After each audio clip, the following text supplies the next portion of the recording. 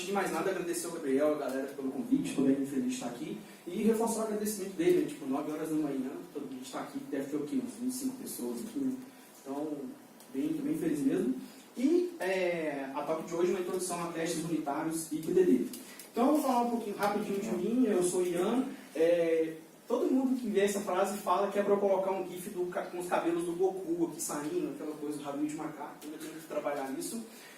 Hoje eu trabalho no Regresso Rápido, tem uns 5 anos que eu trabalho com web, já fui full stack, hoje estou focado em front-end, trabalho com front no Regresso Rápido.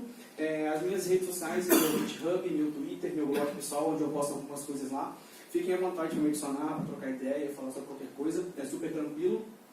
E eu também sou instrutor no Levagon. Levagon é um bootcamp mundial de 9 semanas, focado em formação full stack, e eu sou instrutor de front-end lá também. Se alguém quiser saber mais sobre ingresso, a gente está com vagas lá também, só trocar ideia comigo e depois, super de boa. E vocês já perceberam que eu tenho um sotaque bem diferente, né? Já perceberam isso, eu não consegui disfarçar. Eu não sou daqui, eu sou mineiro, então tem 2 meses, não tem nem 2 meses, não tem nem 2 meses que eu estou aqui. Então eu me mudei de BH para cá. E aí, toda vez que eu falo que eu sou mineiro, as pessoas já ficam pensando algumas coisas, né? Então eu coloquei algumas curiosidades. Sim, a gente realmente ama café e pão de queijo, a gente realmente ama. E não, a gente não tem pé de pão de queijo em casa. Tipo, as pessoas pensam que tem algum pé, se alguma raiz, se você pega o queijo lá e come. Não, a gente não tem isso. E o mais importante, eu quero fazer novos amigos, porque eu vim pra cá e eu não conheço ninguém. Então, se por favor, me deem qualquer dica sobre Campinas, o que dá pra fazer. O que vocês quiserem fazer, me chamem e eu vou ficar super feliz de conhecer vocês. Então, beleza. Vamos começar então para falar um pouquinho da importância dos testes. Antes de começar, eu queria levantar uma premissa de que desenvolver software é complexo. E existem centenas de variáveis que envolvem um cenário de desenvolvimento de software, né? Você entender bem ali o escopo do problema, você fazer o levantamento ali dos requisitos, parte de arquitetura, parte de banco, se preocupar com a experiência do usuário. Não sempre você vai estar com o tempo totalmente focado para você fazer naquela task, né? Às vezes você vai estar atuando em 2 coisas ao mesmo tempo. Então, desenvolver software é uma tarefa complexa e uma coisa que ajuda a gente a ter garantia de que aquilo que a gente está fazendo está funcionando é testando. Aí eu gostaria de fazer uma pergunta. Quem aqui testa? Quem aqui faz teste? De qualquer tipo? De qualquer tipo? De qualquer tipo. Tem gente que não levantou a mão. Então, assim, olha como isso é muito sério. Então, assim, de qualquer tipo. Teve gente que não levantou a mão. Aquela olhada do Google Chrome, assim. Tem gente que não levantou a mão. Então, assim, a mensagem da palestra é que é importante a gente testar. A gente tem que garantir a qualidade da nossa entrega, né? Que aquilo que a gente está fazendo, que aquilo que a gente se propôs a fazer, que aquilo está funcionando. E aí um cenário muito comum, onde ter testes fica claro, o quão bom é ter testes, né? Então imagina um cenário que você trabalha numa empresa de economia, né? Então você tem um produto lá na área financeira, aí quando você fez lá, você só fez o produto lá para poder mostrar valores em reais, né? Então está no Brasil, mas não faz sentido, né? Aí um belo dia chegou lá o seu Scrum Master lá e falou para você que você tinha que fazer, agora mostrar também de acordo com a localização do usuário. Ou seja, se ele estivesse nos Estados Unidos, ele teria que ver em dólar, né? Já imaginaram aí a treta, né? Assim, aí o que você pega e faz? Você pega e dá uma olhada nas partes ali que você precisa alterar para poder falar ali para o seu chefe ali, se dá para você entregar aquela demanda no prazo que ele está esperando. Nesse cenário, só tem 2 tipos de atitudes. Se você não tem teste, a sua reação é mais ou menos essa. Então você vai falar com ele que não dá para fazer. Ou, se você tem teste, você pegou, fez os mínimos testes ali, viu aonde você precisa alterar, garantindo que você não vai quebrar nada da sua aplicação, e a sua reação vai ser essa. Certo? Então, testes ajudam a garantir a segurança da nossa aplicação, né? A gente tem uma garantia de que ela realmente está se comportando da forma que ela deveria se comportar. E por que a gente tem que fazer testes? Eu poderia falar horas e horas, fazer uma tese de mestrado para explicar por que testar é importante, mas eu acho que esse diagrama é a melhor explicação que existe no universo. E ele pode ser entendido de 2 formas. Na nossa área, a gente sofre muita pressão. Pressão do nosso chefe, pressão do nosso time, pressão do time de produto, do time de marketing, pressão da empresa inteira que está esperando aquela feature, pressão do cliente, ou seja, a gente nunca tem tempo, a gente nunca vai ter tempo suficiente, né, para fazer com a qualidade que a gente queria, então a gente recebe muita pressão. Quanto mais pressão a gente recebe, menos testes eu faço. Por quê? Eu estou sendo pressionado, eu preciso entregar, então eu vou testar menos. Se eu testo menos, a chance de eu ter mais erros é maior.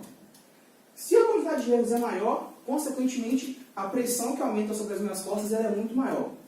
Em contrapartida, quanto mais pressão eu recebo, mais testes eu faço. Ou seja, quanto mais pressão, mais testes eu faço. Quanto mais testes eu faço, menos a chance o índice de eu encontrar erros vai ser muito menor. Se o índice de erros é menor, a pressão sobre meus ombros é menor. Então, assim, eu gosto muito desse diagrama, ele tem no livro do Kent Beck, tem as referências depois, que ilustra muita coisa, tipo, por que é importante testar. E praticamente todo mundo levantou a mão, acredito que todo mundo faz esse tipo de teste, né, que é o teste manual, né? Então a gente vai lá, clica na interface, olha se renderizou, olha se cadastrou, fez alguma coisa no banco, se o usuário fez checkout, enfim, esse tipo de coisa. Esse tipo de teste, ele é muito bom, ele é muito válido, mas ele tem um problema, ele é caro. Você precisa parar uma pessoa para poder ficar clicando lá, vendo a interface. Aí vamos supor que aquela parte de checkout, que é um e-commerce, né, que tem aquelas etapas lá, e aí chegou na última etapa a pessoa achou um bug. Aí a pessoa vai lá, reporta para o desenvolvedor corrige, sobe em produção, aí ela vai lá, testa de novo todas as etapas, e aí de repente estoura um outro erro em uma outra parte que o desenvolvedor nem mexeu. Então assim, esses tipos de testes eles são bons, mas eles são caros. Então o que a gente faz no cenário desse tipo? A gente automatiza, né? Ao invés de a gente colocar a responsabilidade para uma pessoa, a gente coloca numa máquina. Agora, eu pergunto, quem faz teste automatizado? Já reduziu bastante. Comparação do primeiro. Beleza. E aí eu coloquei aqui alguns motivos que eu frequentemente escuto que as pessoas falam por que a gente não faz teste automatizado, né? Escrever teste é difícil. Escrever um código para testar algo que ainda não existe, meio estranho no começo, concordo. Testar é custoso, não vou ter tempo para escrever um teste, né? Eu já ouvi muita gente falar isso, e vou ser menos produtivo. Aqui cabe um parênteses. Se você mede produtividade por quantidade de linhas de código que você entrega, de fato, testes não vai te tornar mais produtivo.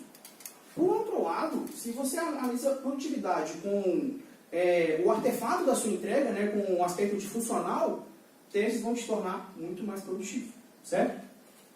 Então, a gente passa agora a ter isso como meta de criar testes automatizados. Ao invés de eu ter uma pessoa para poder ficar fazendo os testes ali manualmente, eu pego um computador para fazer esse teste para mim. Por quê? Eu tenho um feedback rápido dos testes. Então, assim, quando você faz um teste automatizado, você tem um feedback ali de segundos. Se o que você fez já, no máximo 3 segundos, você tem um feedback ali se o que você fez está funcionando, ou se quebrou, explodiu alguma coisa no servidor, alguma coisa assim. Uma vez que o teste é criado, a gente consegue reaproveitar ele N vezes. Então é um trecho de código que basta você reaproveitar o que você tem esse teste N vezes, todas as vezes que você quiser. E o custo de fazer esses testes é menor, já que agora a gente tem uma máquina para poder executar todos esses tipos de testes para a gente. E falando em custo, essa parte de bug é tão séria, né? E às vezes a gente nem se atenta para isso. Tem um estudo que agora eu não me recordo em qual ano que foi feito pelas empresas americanas, empresas de tecnologia norte-americanas, que elas levantaram que o custo anual para a correção de bug de todas as empresas era aproximadamente 60 bilhões de dólares no ano. Então, assim, tem um link aqui, vocês podem pegar, dar uma olhada e estudar lá. Então, assim, vocês veem o quanto que ter bug é custoso, né? Às vezes a gente não para pensar nisso. Sei lá, às vezes a pessoa, pelo menos pra mim, 60 bilhões, sei lá, nem é meu dinheiro, tanto faz, né? Mas tem outro caso também que pessoas morrem por causa disso. Né? Que é ainda pior, né? Não por causa do dinheiro. Você não testou não por causa do dinheiro, por causa do software, né? Tipo, ele fazer alguma coisa e, poxa, a pessoa... Tem matérias falando que caras não testaram o software, pessoas morreram por causa disso. Não, bem falado. E é isso, gente.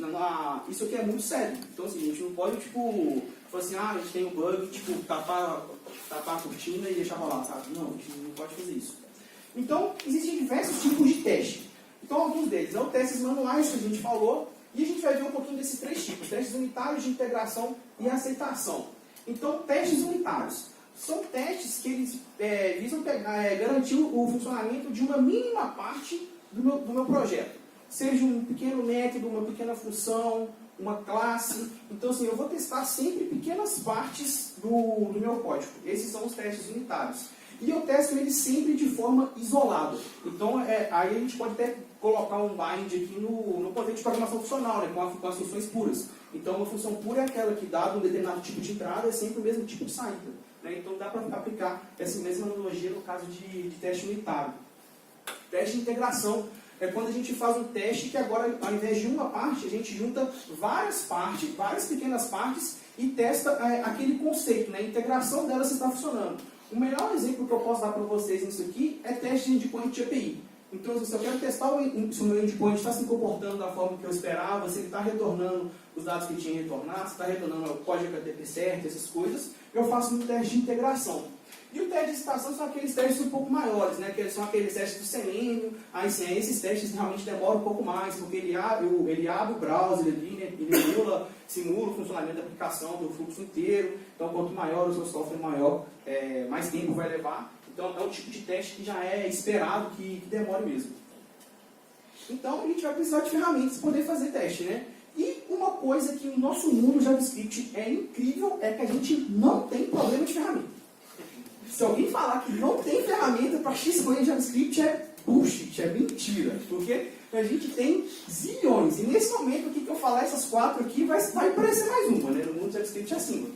Então eu coloquei aqui algumas das mais famosas, ou enfim, das que estão aí rolando e tal. Para quem mexe com React, aí o Jest está bem alto, o Karma, que é o Test Runner, o Ava e o Mocha, que são marcas, assim, eu gosto muito do Mocha. O Ava também é um pouco parecido com o Mocha, com uma performance um pouco melhor, que foi criado lá pelos Cindersols. E, cara, tem uma série de outras ferramentas que eu com certeza não coloquei aqui. Então, ferramenta não é um problema. Qual que vocês têm que escolher? A que mais vocês gostarem e a que mais atenderem no cenário de vocês. Não tem qual que é a melhor ferramenta, não existe isso. Então, nessa tabela, por exemplo, que eu vou mostrar são o Mocha e o Kai. Alguém não conhece esses dois caras? Nunca tinha ouvido falar? Então, beleza. Então, o Mocha é onde a gente vai escrever os testes e o Kai é onde a gente vai usar a lib que a gente vai usar para sessões. Na hora que eu for mostrar o código, vai ficar um pouco mais claro. Então, assim, eu tentei trazer exemplos mais agnósticos possíveis para poder trazer um conceito para vocês. Então, a ideia é que a partir daqui terminar tal, que vocês possam pegar nos seus projetos e escrever os testes na stack de vocês, no canal de vocês. Então, nosso primeiro teste. Eu quero realizar o cálculo de uma multiplicação entre dois números. Certo? Então, eu vou escrever um código que vai receber dois números e vai fazer a multiplicação deles. Todo mundo consegue enxergar? Pessoal lá de trás, beleza? Então, aqui em cima eu estou importando o Kai. Aqui em cima eu estou fazendo o import dos meus módulos. Depois a gente dá uma olhada na implementação. E aí, esse carinha aqui já é o sintaxe do Mocha, né? Que é o describe. É como se eu quisesse separar por blocos de teste, sabe? Blocos de qual que é o nome? Esqueci qual que é o nome técnico agora. É de stubs. Como se eu quisesse separar em contextos. Então eu tenho que o meu primeiro contexto é do meu módulo calculator. Esse nome eu posso colocar da forma que eu quiser. E dentro desse contexto eu posso ter vários outros stubs. Nesse caso aqui, o contexto que eu estou colocando é para o método calc. Aqui dentro, então, eu vou colocar todos os testes que eu quero fazer para o método calc. Certo? Aqui eu coloco o it, essa é uma outra função do Mocha também, que eu coloco o texto que eu quiser. Ou seja, o que eu estou querendo que aconteça? Deve retornar 10 quando o método calc for chamado, passando 2 e 5 como valores. Bem claro e óbvio, né? Ou seja, basta eu passar 5 e 2, e aí é onde eu uso o Kai para poder fazer a asserção. A asserção eu vou sempre comparar se aquilo que eu chamei é de fato o resultado que eu estava esperando. Então eu uso esse método assert.equal, eu recebo o resultado e comparo se é o resultado que eu queria. Qual que é a implementação desse cara? Se a gente for um pouquinho mais além, poxa, se eu precisasse colocar mais um número, como é que vocês estão pensando que seria essa função, né? No caso de S6, basta a gente usar hash params. Isso aqui é novidade para alguém? Então, beleza. Esse parâmetro que está sendo passado aqui a gente chama ele de REST Parameters do S6 que trouxe o S2015, né? S6, do S2015. Basicamente, todos os caras que eu passar aqui, chegam aqui como um array. Ou seja, eu não preciso passar parâmetro 1, parâmetro 2, parâmetro 3, parâmetro 4, não preciso. Basta eu fazer isso aqui, e aqui basta eu usar o famoso reduce aí, para poder fazer a multiplicação de todos os valores que eu jogar aqui, que ele vai retornar a multiplicação. Bem simples, né? Então, beleza. Então, assim que eu vou lá no terminal e rodo, nossa, ficou ruim pra caramba, assim que eu rodo lá no Node Mocha, ele chama lá o stub, igual eu coloquei, com o nome dele, com o método, fala qual que é o teste e fala se ele passou ou não. Bem fácil fazer um teste, né? Sim ou não? Então, beleza. Então, top. Tô aprendendo. Então, assim, eu não gosto muito desse exemplo, porque, tipo, todo mundo fala desse exemplo e tal. Mas o que eu acho legal nesse exemplo? Ele é mínimo. Porque, quando você começa a fazer teste, tem uma barreira ali a ser quebrada, né? Do entendimento de teste, do mindset de teste. O que a gente acabou de fazer? A gente pensou em um contexto. Ou seja, qual que era o meu cenário? Eu tinha uma calculadora, um método matemático que eu queria fazer uma operação baseada em 2 números. Então, ou seja, eu pensei no meu contexto de problema.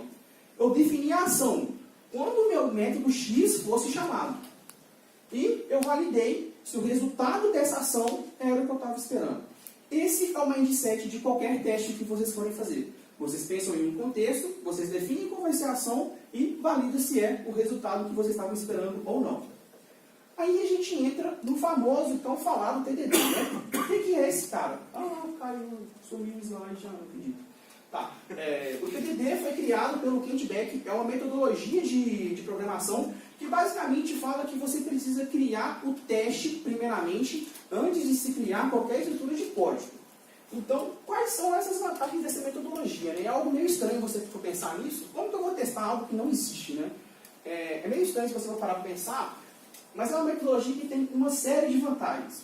A primeira e maior delas, o código que você produz já sai testado. Ou seja, quando você terminar a implementação, você não precisa, eu não fiz o teste. Você não precisa lembrar, porque o teste já está feito. Porque foi a primeira coisa que você fez. Caso alguma alteração que aconteça nas regras de negócio ou no método quebre alguma regra dos testes, você tem um feedback instantâneo que aquilo que você fez quebrou alguma coisa ou no seu método ou alguma outra coisa mais acima da sua aplicação. Você produz um código melhor e de fácil evolução, eu vou falar mais para frente por quê, e a gente foca na solução. O desenvolvimento orientado a testes, ele te guia na implementação do problema. Então, quando a gente pega lá naquele slide anterior, quando a gente pensa no contexto, define qual é a ação e espera o resultado, aquilo te guia a implementação de como tem que acontecer no final das contas. E a gente tem uma série de vantagens. Beleza, não era esse slide aqui. Então, qual que vai ser o nosso segundo teste? A gente vai receber uma string, aí nesse teste a gente vai fazer com TDD. Beleza? A gente vai receber uma string que representa os números romanos e em seguida retornar o valor em decimal. Tá claro para todo mundo qual é o problema? Números romanos, todo mundo sabe o que é, né? Ou seja, se eu passar para ele a string i, eu preciso retornar o valor 1, certo? Então, beleza. Então, primeira coisa, o teste. Estou importando aqui, essa parte de cima é a mesma de antes, eu estou apenas importando aqui qual que vai ser o meu módulo. Faço de novo as minhas asserções lá, igual eu tinha feito lá nos stubs. E aí o que eu faço? Eu devo retornar o símbolo 1, certo? Ou seja, eu vou chamar um método de conversão e eu espero que eu receba o número 1, certo? Então eu vou lá e implemento a função. Para compilar aquele código aqui, basta eu fazer apenas isso. Criar o meu módulo, passar o parâmetro e retornar alguma coisa. Esse código, obviamente, ele falha. Por que ele falha? Ele até te fala aqui, porque ele está esperando 1 e não undefined. Então, assim, nesse caso, nesse código aqui, eu espero que o meu retorno seja 1 e não undefined. E assim, quando acontece esse loop aqui, né, de você estar com um código quebrado ali, o primeiro passo é você fazer o mínimo de esforço possível para que você saia desse estado aqui. Neste caso, qual que era o mínimo de esforço? Acabei dando spoiler, né? Qual que era o mínimo de esforço? Qual Qual que é o mínimo de esforço que eu tenho que fazer nesse código aqui para poder fazer funcionar? Retornar 1, né? Muito simples, só basta retornar 1. Se eu rodo o teste passa. Pô, acabei dando spoiler, né? Sacanagem. Então, beleza. É isso que é o TDD. Não tem nada demais. Agora a gente vai fazer o seguinte. Tem um outro conceito no TDD, que é o que a gente costuma falar de baby steps. Então, nesse caso aqui, eu apenas fiz a implementação do 1, né? Mas só que eu tenho todo o meu cenário para resolver. Né? Eu tenho que fazer ali o 5, o 10, o 25, o 9, eu tenho todos esses casos ainda para tratar. O que é o baby steps? Basicamente, a gente caminha passo a passo na resolução final do meu problema. Lembra quando eu falei no começo que no TDD a gente foca na solução, não no problema? Então, a gente vai caminhando devagarzinho. A gente pega o nosso problema e divide ele em partes menores. A gente vai caminhando, que nem bebezinho mesmo, até chegar na solução. Então, vamos continuar. A gente fez o caso do 1, agora eu estou fazendo o teste. Eu quero que retorne 5. Beleza? Então, vou passar a string V e eu quero que retorne 5. Basicamente, o que eu preciso fazer para manter a compatibilidade com o que eu já tinha feito é isso aqui. Se a string que eu estou recebendo for V, eu retorno 5, se não, eu retorno 1. Percebe que, se eu for fazer isso aqui para cada número romano, o código vai ficar uma merda. Dá para perceber aquele monte de estrutura de if e aquela coisa encadeada, né? E aí vem uma coisa fantástica do TDD e que muita gente deixa de fazer, que é a etapa de refatoração. O que é essa etapa? Depois que você fez ali o mínimo de esforço para o seu código funcionar, você faz a melhoria. Você deixa o código de forma íntegra e única, que você possa reutilizá-lo, né? Que não tenha redundâncias. Então, para eu poder atender esse caso agora do 5 e não ter que ficar fazendo essa cadeia de if, basta eu fazer isso aqui. Eu vou criar um objeto que vai ter como propriedade aqui os elementos chaves, né, dos símbolos romanos. Então, 1, 5, 10, 50, 100, 500 e por etc. Coloco como propriedade e valor. Depois que eu fiz isso, basta verificar se o valor que está chegando está presente na propriedade do meu objeto. Ficou bem melhor do que eu fazer aquele monte de if, né? Eu não preciso testar o 10, eu não preciso testar o 50, porque é o mesmo tipo de teste, percebe? É o mesmo tipo de teste, então eu não preciso fazer esse tipo de verificação. Então, esse é o famoso ciclo do TDD. Então, a gente primeiro escreve o teste, esse teste falha, porque a implementação não existe ainda, né? Você ainda precisa fazê-la. Depois que você faz e ela está atendendo ao seu requisito, o teste fica feliz, ele passa, né? Vida feliz, vamos para casa no final de semana. Só que tem a etapa muito importante que é a refatoração, que é onde a gente elimina as redundâncias e torna o nosso código mais simples e mais coeso, certo? Então, como que eu vou fazer agora? Eu vou poder testar todos os outros casos. Eu só testei os casos unitários, né? Como que eu faço para testar o restante? Então, aqui eu coloquei eu fiz aqui um map de quais eram os cenários que eu precisava garantir e quais são os cenários novos, né? Antes eu estava passando só uma string, né? Agora eu preciso passar duas, né? Ou seja, eu preciso retornar o número 2 quando eu passar duas letras i. Eu preciso retornar 22 quando eu passar 2x e 2is. Eu preciso retornar 9 quando eu passar i e x. E eu preciso passar 24 quando eu passar 2x, i e v. Certo? Ou seja, estes são os meus testes que praticamente são os mesmos dos anteriores, né? Não mudou muita coisa. Para eu poder fazer esses casos de teste passarem, aqui eu vou só dar uma adiantada, eu mantive toda aquela estrutura de cima lá do objeto, certo? Basicamente, aqui o que eu fiz é um pequeno algoritmo para poder percorrer a quantidade de caracteres que eu tinha na minha string, começando do maior para o menor, e do item da direita para o item da esquerda.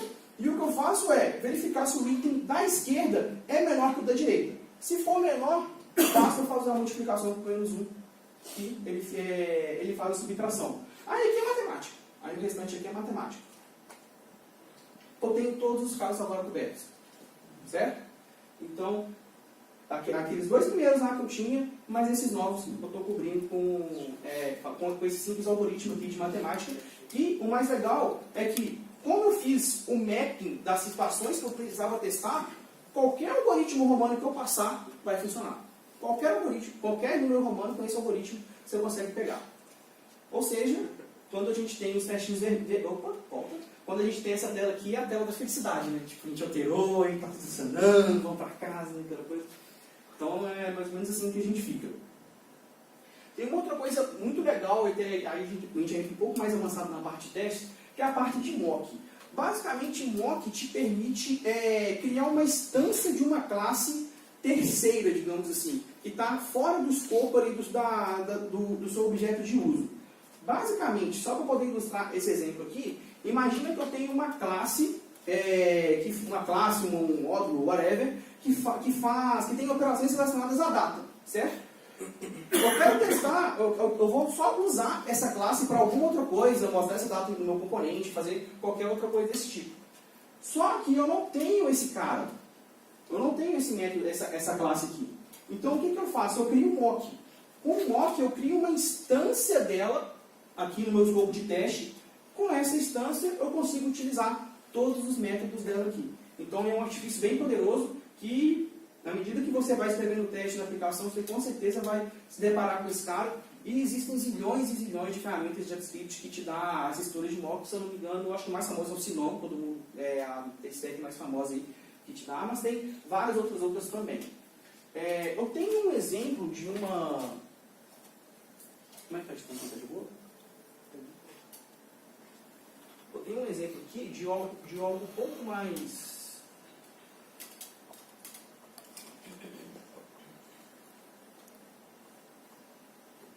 Beleza. De algo um pouquinho mais elaborado e mais voltado a teste de integração. Então, esse projetinho que eu tenho, basicamente ele vai no Twitter e faz uma busca por hashtags de acordo com pelos tweets baseado na hashtag que você passa.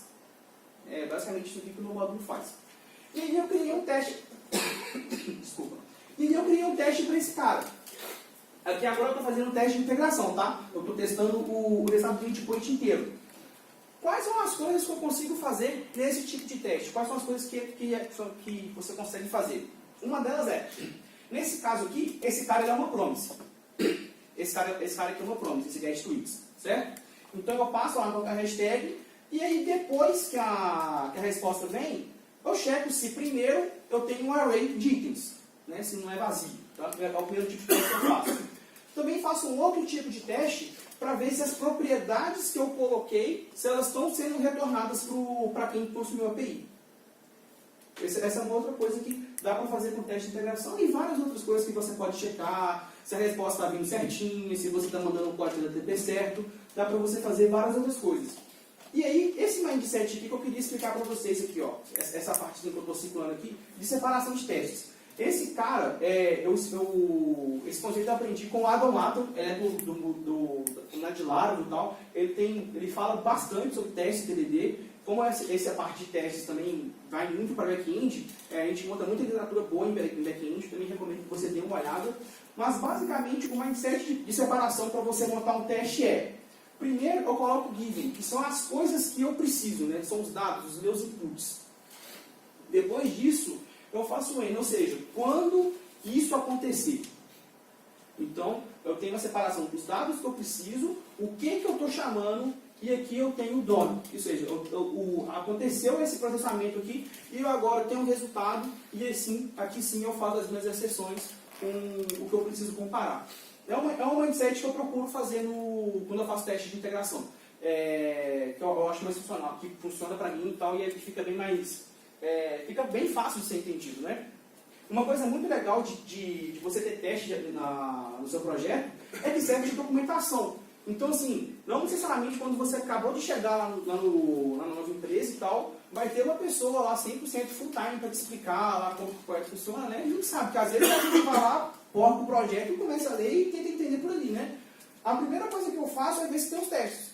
Porque como os testes unitários eles falam parte a parte do que a aplicação faz, você vai lendo ali e vai entendendo pelo menos o ciclo ali, o flow da aplicação, né? Numa arquitetura Redux, por exemplo, a gente podia usar essa analogia com as actions, né?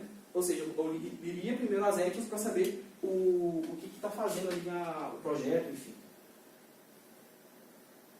Volta. Não era aqui não.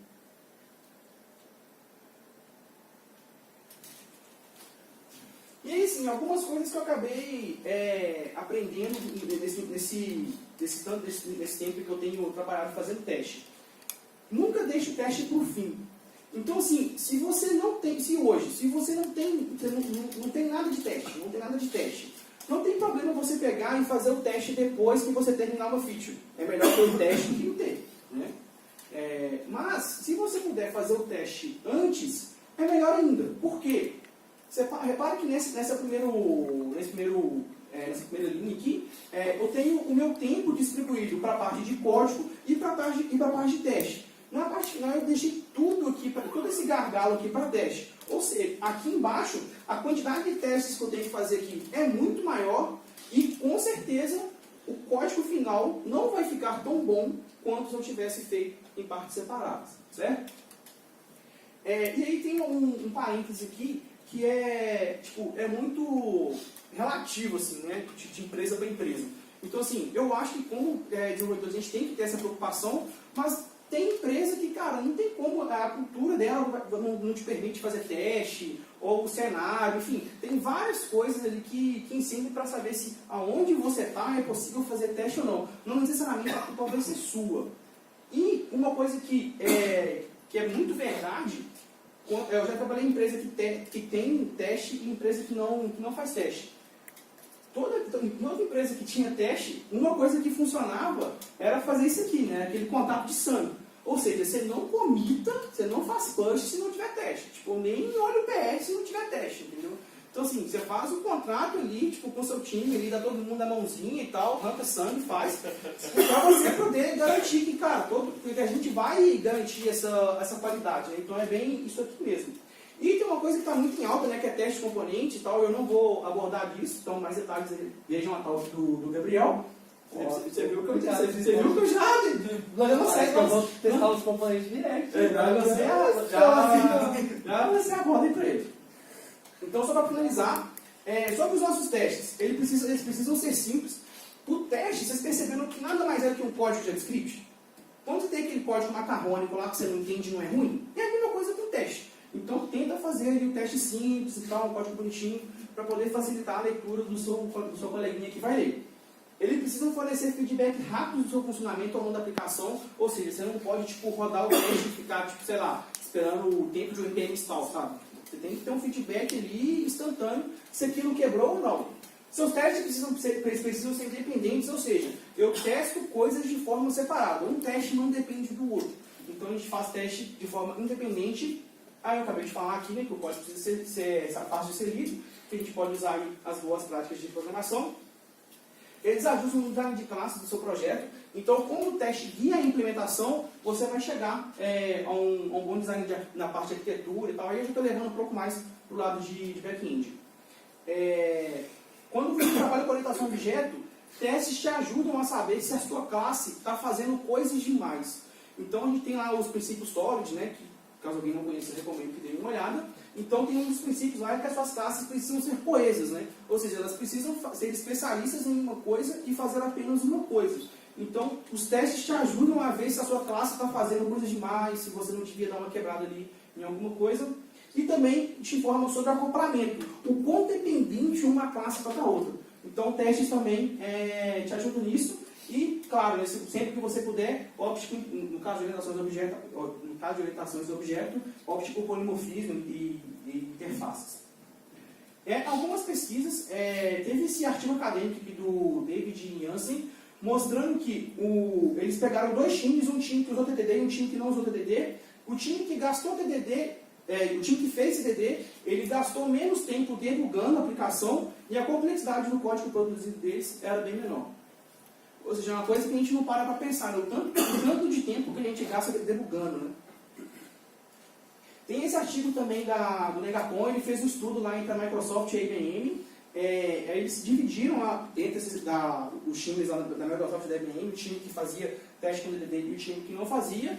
E a cada 4 produtos no time que fez CDD, o número de erros caiu de 40% a 90%. Então, assim, eu coloquei o link aqui dos estudos, aqui dos artigos acadêmicos, vocês podem dar uma olhada em como que o estudo foi montado. Onde vocês podem aprender mais? Tem esse livro que eu recomendo, que é o do próprio Kent Beck, ou seja, nada melhor do que ouvir do próprio criador, né, o que é a coisa que ele fez. Então tem esse livro lá na Amazon, tem ele na Saraiva, se eu não me engano, é um livro muito bom. Os exemplos estão em Java, eu sei, enfim, mas dá para aprender a parte dos conceitos, beleza? E também tem esse Ground Object Oriented Software Guiado by Tests. Esse cara, eu só li ele em inglês e assim, eu li partes assim, pinceladas dele assim, também. Não é tão didático quanto o Kentback, mas ele te dá abordagens mais práticas da vida real, assim, te dá alguns exemplos, assim, você vê como que você se comporta em um determinado cenário ou outro. É um livro bem legal também. E a mensagem final é para a gente escrever testes, para a gente evoluir juntos a qualidade dos nossos projetos.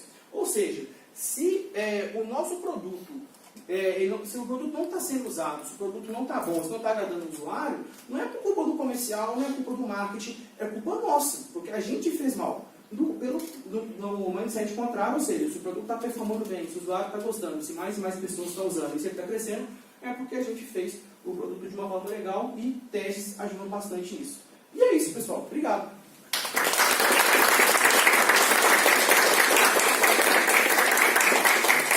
Tem tempo de pergunta? Top. Sim. Alguém quer fazer alguma pergunta? Gente, por favor, me deem dicas de campinhas, qualquer coisa. Qualquer coisa, eu vou tipo... Cervejoteca. Eu já conheço, obrigado. Cara, como você começou a fazer TDD? Porque, tipo, eu faço teste unitário hoje, mas... sei, se for para começar a TDD hoje, sei lá, eu vou ficar em dúvida. Se o teste não passar, eu vou ficar em dúvida. Será que o meu teste está errado ou o meu código está errado? Cara, então, eu devia ter falado isso na palestra, eu não falei, né? Eu vim de back-end. Então, assim, hoje eu estou como atuando 100% como front-end, mas eu vim de back-end. Então, tipo, eu me considero full stack. Então, quando você está atuando com back-end, a galera já é mais focada em arquitetura, boas práticas, esse tipo de coisa. E, cara, TDD é uma coisa que sempre me incomodou, porque eu gosto de muito evento, eu gosto muito de participar de comunidade, e todo evento que você vai tem uma palestra de TDD. Cada 10 eventos tem alguém falando de testes. É batata. Pode pegar que vai ter. E eu ficava me perguntando, pô, velho, toda vez que alguém me pergunta, eu não sei o que é esse troço e tal.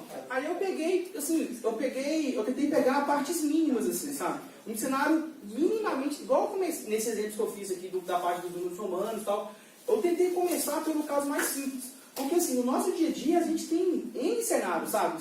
Você vai trabalhar muito com teste de integração, aí envolve API de terceiro, e aí a implementação pode ser um pouco mais complexa, aí esse tipo de teste vai ser um teste um pouco maior, você de primeira não vai entender, aí você abre o método, ele te leva lá para uma classe macarrônica de 100 linhas de código, sabe? Então, assim, talvez na vida real, o primeiro baque, assim, ele é forte, mas é aquela coisa persistente, sabe? De começar devagar e num cenário simples. Então, assim, tenta começar simples, aí depois que você entendeu isso, você fala, beleza, vamos supor que você trabalha hoje com React, por exemplo.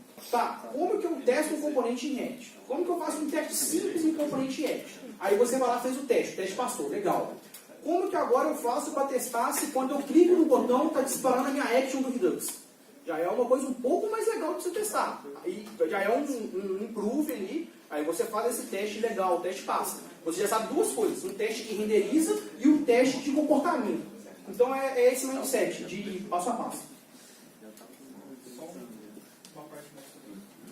Acho que funciona bastante também você sair do seu contexto do trabalho no início, sabe? Porque às vezes você está muito... como que eu vou testar isso aqui agora no meu problema agora, sabe? Às vezes você tem sei lá, pega um dojo, tem alguns sites de dojo para você fazer na internet, lista alguns problemas, né? Você pega um desses, mais simples possível que você consegue achar e começa a testar a partir dele. Total adendo, cara, total adendo. Teve uma outra coisa que eu acabei esquecendo de falar, que é o seguinte, vamos supor que você tem uma aplicação gigantesca e que não tem nenhum teste, e que porventura eu tenha te convencido que teste é legal, você começa a escrever. Por onde eu começaria a escrever teste de um cenário desse tipo? Eu começaria pelas regras de negócio mais importantes assim, do software. Então assim, eu ia pegar as principais regras ali, cara, isso aqui é o nosso core business, digamos assim, isso aqui tem que estar sempre funcionando. Eu começaria fazendo esse tipo de teste. Mais alguma pergunta para a gente comer? Só fazer Então melhor não, né? fazer um adendo. Hoje eu trabalho com testes automatizados, a gente tem uma cacetada de tipo de teste rodando E eu nunca tinha trabalhado com teste, então foi difícil pra cacete entender como que esse negócio funciona no começo, porque você fica meio perdido, aí você vai procurar conteúdo e tal. No fim você acaba apanhando um pouco, mas dá certo e vale muito a pena. Hoje a gente está com a aplicação rodando e, cara, pouquíssimas vezes a gente usa uma ferramenta de monitoramento de erros e tanto em back-end quanto em front-end, cara, exceção, assim, em tempo de execução, não vou falar que não aconteceu, mas assim, tipo, acontece, você sabe como resolver, você já consegue ir direto no que aconteceu, você adiciona um caso de teste para aquilo e beleza, você já está tranquilo que aquilo nunca mais vai acontecer. Então, antes quando eu não trabalhava com teste, acontecia tipo assim, cara, isso aqui não está funcionando. Mas o que não está funcionando? Ah, não está funcionando, eu fiz um negócio aqui e não funcionou, sabe? Isso, tipo, desde que eu estou trabalhando com teste, Fica uma nebulosidade, né? E cara, tem uma coisa que é muito legal, que é o seguinte, depois que eu aprendi esse, porque assim, igual eu falei, o TDD ele é uma metodologia, né? Tipo, não é algo que você pega e compra na sua casa. Casa não, na farmácia, enfim, em qualquer lugar. Cara, depois que você aprende um mindset, mesmo se você está num cenário que não tem teste, você consegue fazer pelo menos uma entrega um pouquinho melhor. Igual eu vou dar um exemplo. Às vezes, na hora que eu vou abrir um PR, por exemplo, eu já coloco lá tipo, os passos que a pessoa vai testar. O que eu faço? Eu coloco exatamente os casos de teste que eu tinha planejado. Então, assim, eu já coloco lá quais são os cenários para a pessoa poder olhar e falar assim, esse caso está sendo tratado de tal forma, esse é o comportamento. Então, assim, é mindset que o TDD te dá, entendeu? Então, assim, mesmo depois que você aprende isso aqui, se você está numa empresa que testa, claro que numa empresa que testa, você vai aumentar esse pensamento de forma exponencial, mas mesmo se você não está, você ainda consegue entregar com uma qualidade um pouco melhor. Show. Vamos comer?